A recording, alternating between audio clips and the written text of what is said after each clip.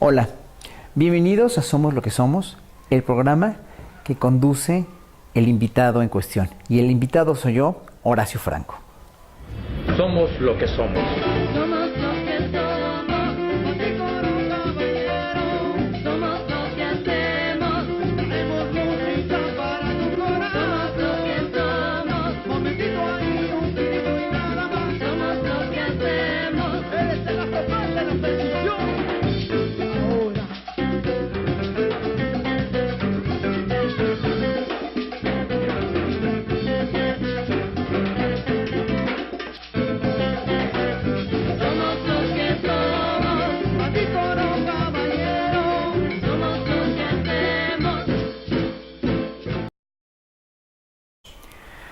Yo soy músico y tuve la fortuna, la enorme fortuna de descubrir mi verdadera vocación a los 11 años.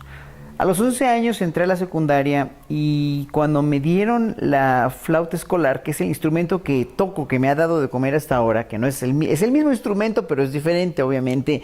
La flauta de pico es un instrumento europeo, pero que Hitler mismo lo instituyó hacia 1933-34 como instrumento escolar en las primarias de la Alemania nazi.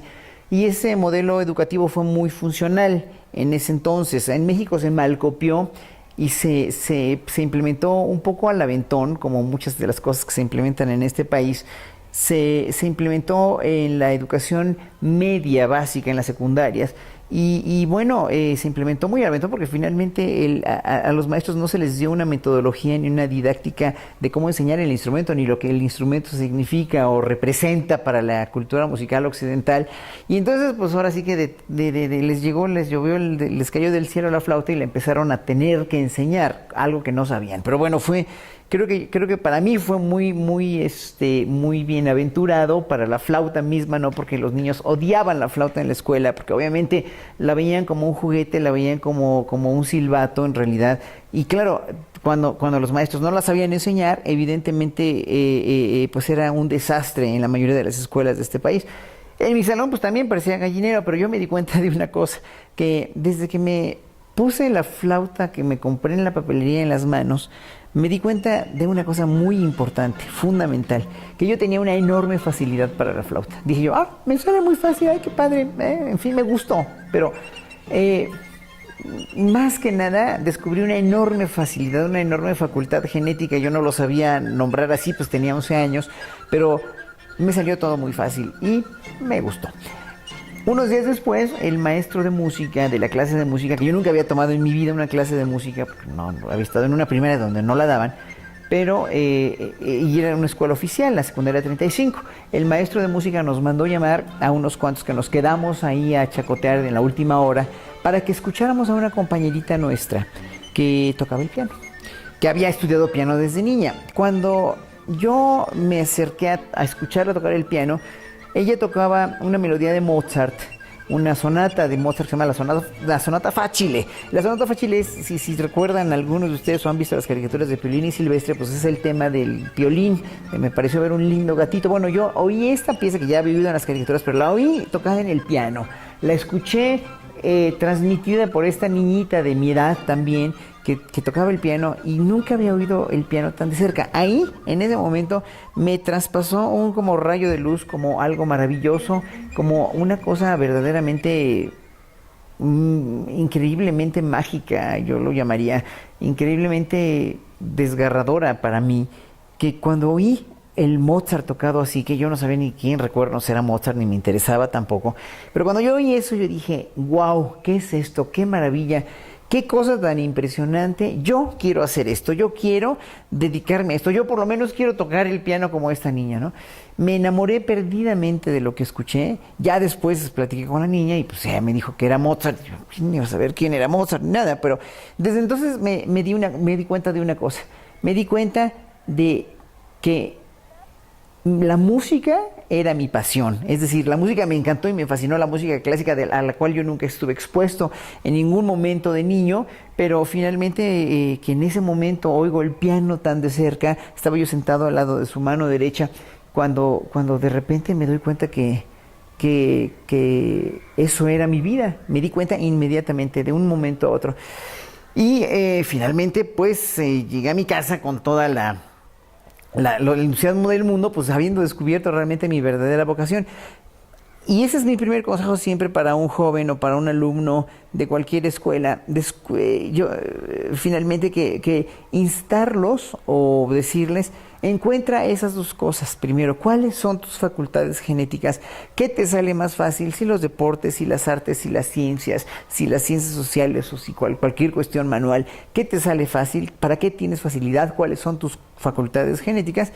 Y luego, como segunda instancia, ¿qué te gusta? ¿Qué te encanta? ¿Qué te fascina? Porque cuando encuentras una combinación, como yo tuve la fortuna de encontrar a los 11 años, lo que me gustaba y para lo que tenía yo mucho talento, entonces cásate con eso porque esa va a ser tu verdadera profesión, tu vocación. Vas a ser un profesionista exitoso y como tal vas a ser feliz porque la gente que hace lo que le gusta y lo puede hacer es feliz. No tiene nada que ver con ganar cantidades de dinero o con soñar con ganar cantidades de dinero que a veces no te sirven más que para enfermarte, porque el dinero es una gran adicción para mí. Realmente la gente que tiene mucho dinero se vuelve adicta y se vuelve totalmente ciega, pero finalmente la felicidad te la da lo que te gusta hacer. Bueno, entonces esa tarde, una de esas tardes que ya no me acuerdo porque se fue hace muchos años, llegué con mi mamá, llegué a mi casa. Tengo que contarles que los antecedentes de mis padres eran gente de clase trabajadora que ambos, por cuestiones de la vida, pues perdieron a sus padres muy jovencitos, a sus papás varones. Mi mamá vino caminando desde Guerrero, desde Chilapa, donde ella era originaria, con su mamá.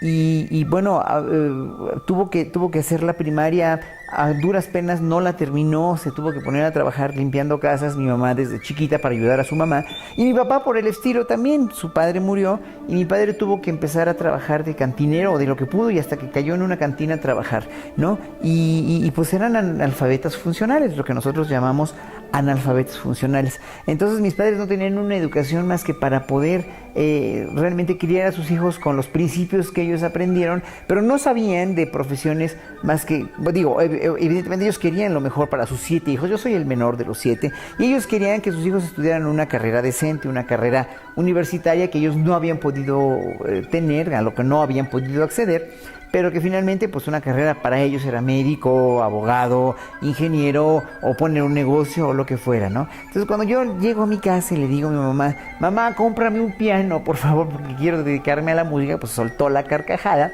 evidentemente, y pues no se puede esperar más de una persona con la visión que tiene mi mamá, y no se lo podía criticar tampoco, y me dice, pero ¿cómo crees que te voy a comprar un piano si en esta casa apenas hay para comer? Además, quítate esa idea de que la música es una carrera. Eso no es una carrera, es un hobby. Esa es una cosa de la cual te vas a morir de hambre. Tú primero tienes que estudiar una carrera que te deje dinero, que te deje billete, y después estudias eso. Eso no se estudia, además es un hobby. Pues mi mamá obviamente no sabía y no tenía idea de que la música es una profesión como cualquier otra y que cualquiera de las artes son profesiones de las que se puede vivir perfectamente. Somos lo que somos, así con un caballero. Somos lo que hacemos, hacemos música para tu corazón. Somos lo que somos, así con un caballero. Somos lo que hacemos, hacemos música para tu corazón. Somos lo que somos. Estamos de regreso en Somos lo que somos. Soy Horacio Franco, músico.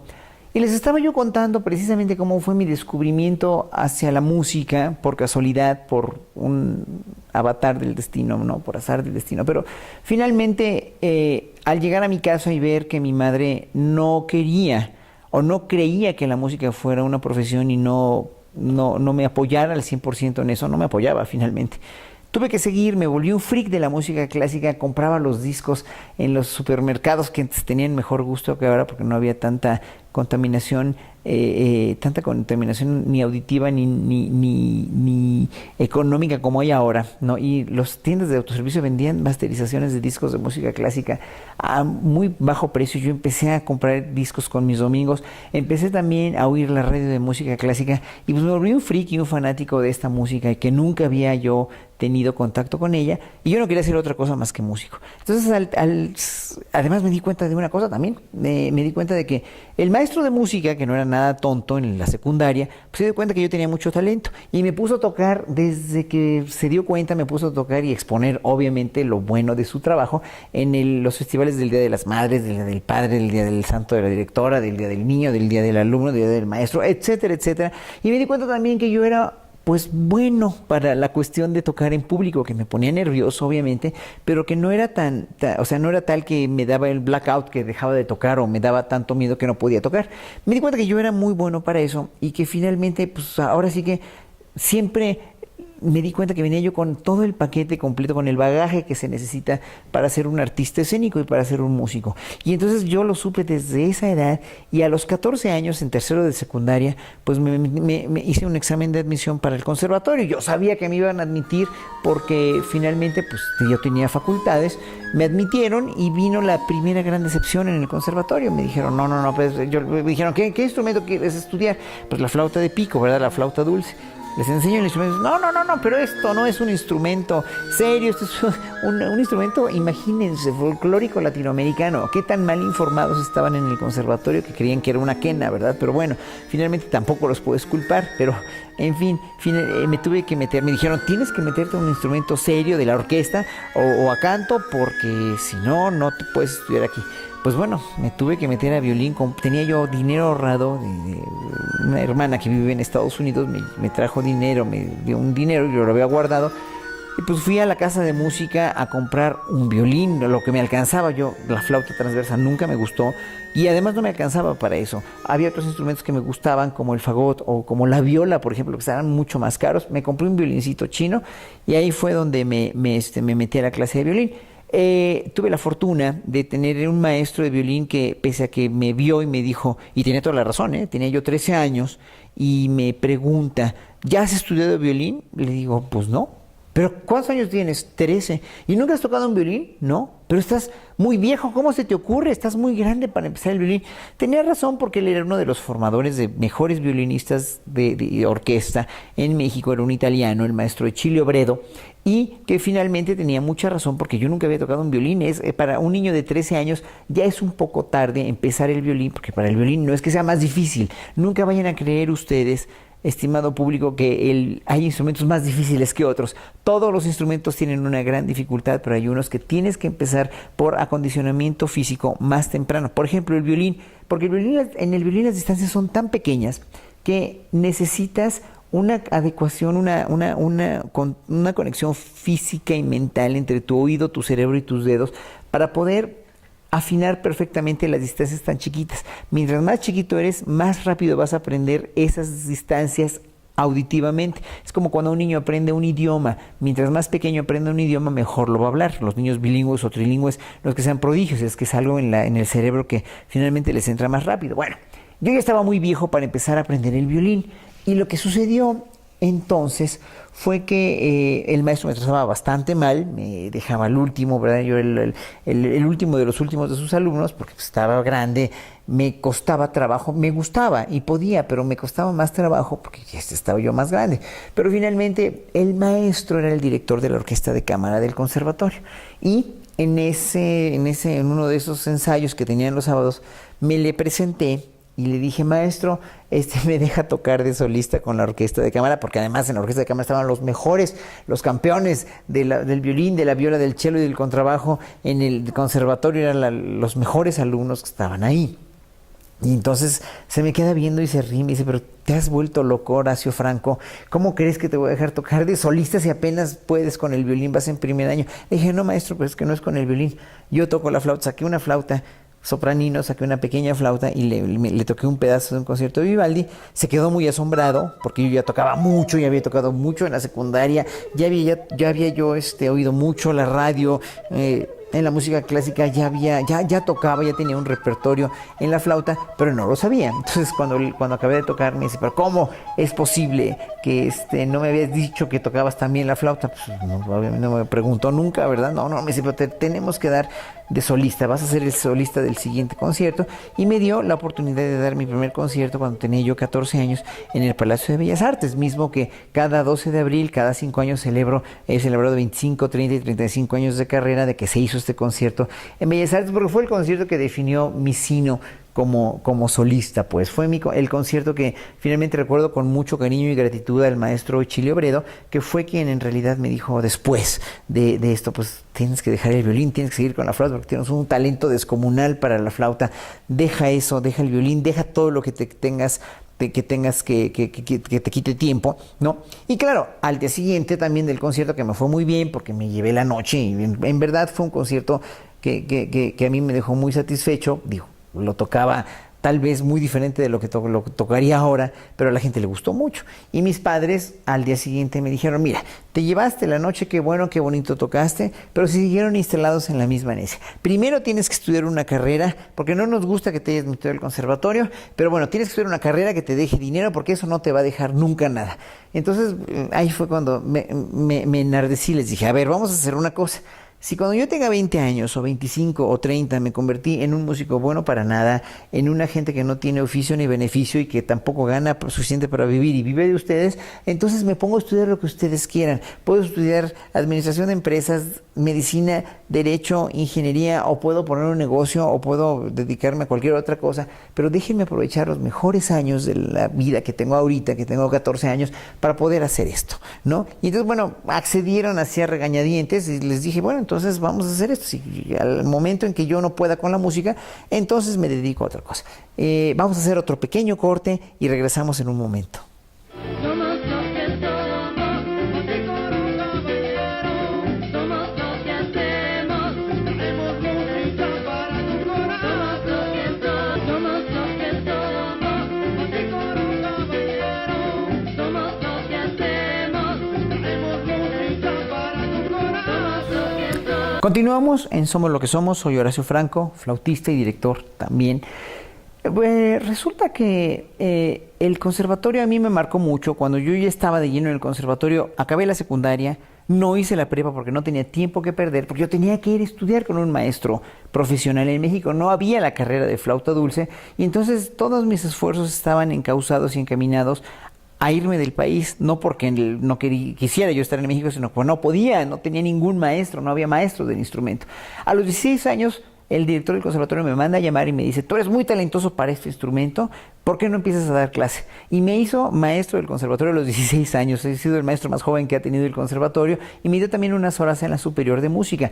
Pero yo, al haber implementado la carrera de flauta, o al haber querido implementar en ese entonces, yo no tenía tampoco las bases de un flautista profesional, porque yo no había estudiado nunca con un flautista profesional. En la música clásica, lo autodidacta, eso de ser autodidacta, es sobre todo en los instrumentos, pues obviamente una gran y enorme utopía. No existe eso, porque tienes que tener una escuela. Y yo, todos mis esfuerzos estaban encausados en irme a Holanda. Pues a los 17 años mandé un cassette al Conservatorio de Ámsterdam con el mejor maestro que había en ese entonces en el mundo, y la gran fortuna es que me aceptaron, ¿no? Y aparte me pude, bueno, con lo que ahorré en ese año de mis clases que daba y un premio que gané de Enciclopedia Británica de México por un artículo que escribí, me dieron $6,000, que en ese entonces era un dineral. Me pude ir a Ámsterdam. Cuando llegué a Ámsterdam a los 17 años, yo como era muy nerd también, ya me fui con un poco de holandés aprendido.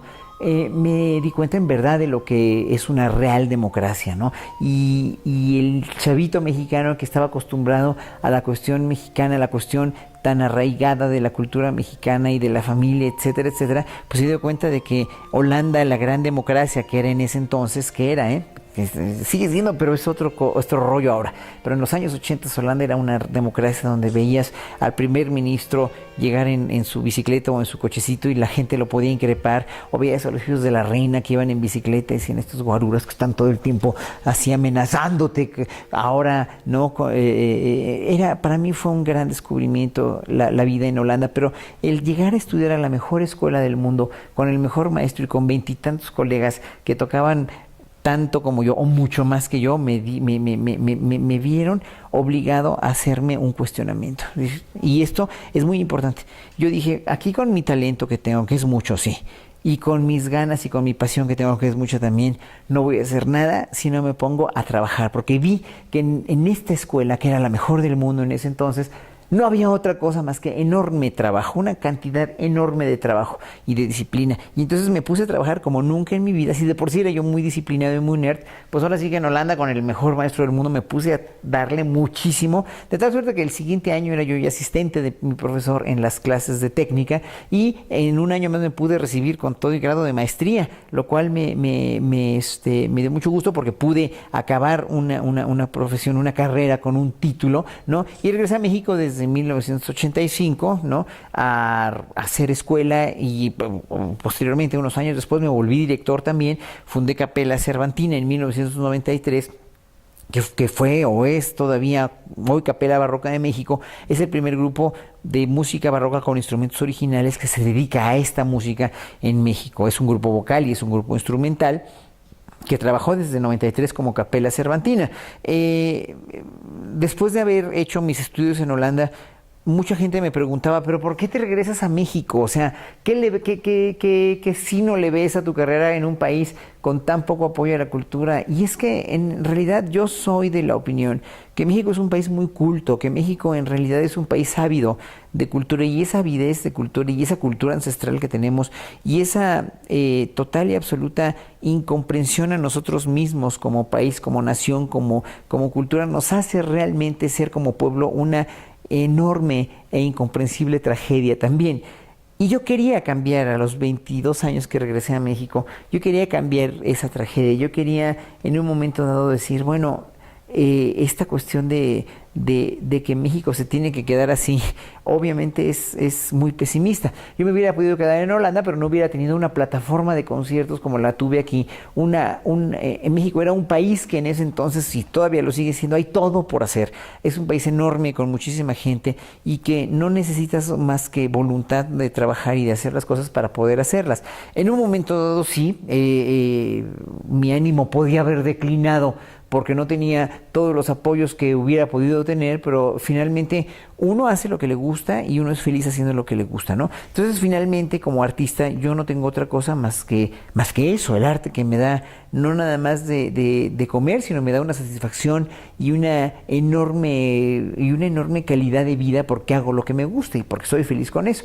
Y a partir de esa premisa pude hacer una carrera internacional, pude hacer una carrera que no he comprado jamás, que nadie me ha ayudado, ni se me han aparecido ni políticos ni hadas madrinas para decirme, te voy a poner o te voy a llevar o te voy a hacer nada. Todo lo he hecho con mi puro esfuerzo, porque finalmente creo que cuando uno tiene talento y lo trabaja, uno tiene que llegar y uno decreta lo mejor para uno. He tocado en todo el mundo, he tocado en toda Europa, en las salas muy importantes de conciertos, desde la Filarmónica de Berlín o la de Birmingham o la Queen Elizabeth Hall en Inglaterra. He tocado mucho en Italia, he tocado en Alemania, he tocado en Asia, he tocado muchísimo en Japón, en Indonesia, en Malasia, en China varias veces, en la India, he tocado en África, en Sudáfrica he estado también, he estado en Marruecos, he estado en Egipto, he hecho mucha música. Me fui también por el lado de hacer diálogos interculturales con música popular, con música tradicional, que he tocado con músicos de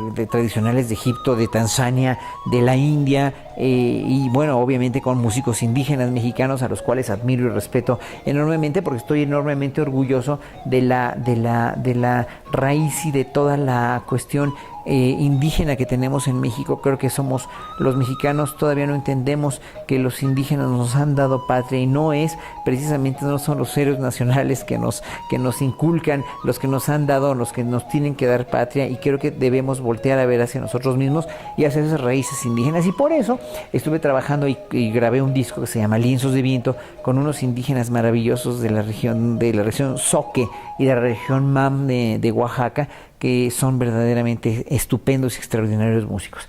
Creo totalmente en la reivindicación de México y del ser humano si realmente nos volvemos buenos ciudadanos y tenemos precisamente la cuestión de encauzar todos nuestros esfuerzos en ser quienes somos y en ser felices con lo que hacemos.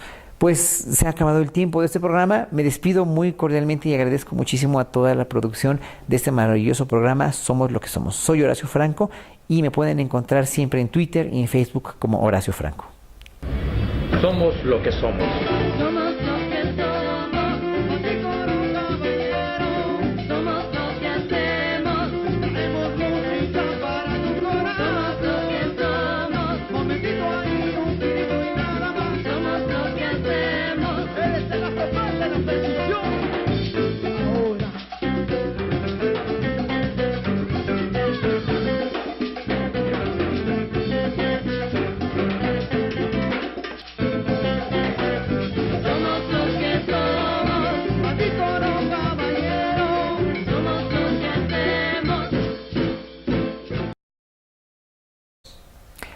Somos lo que somos.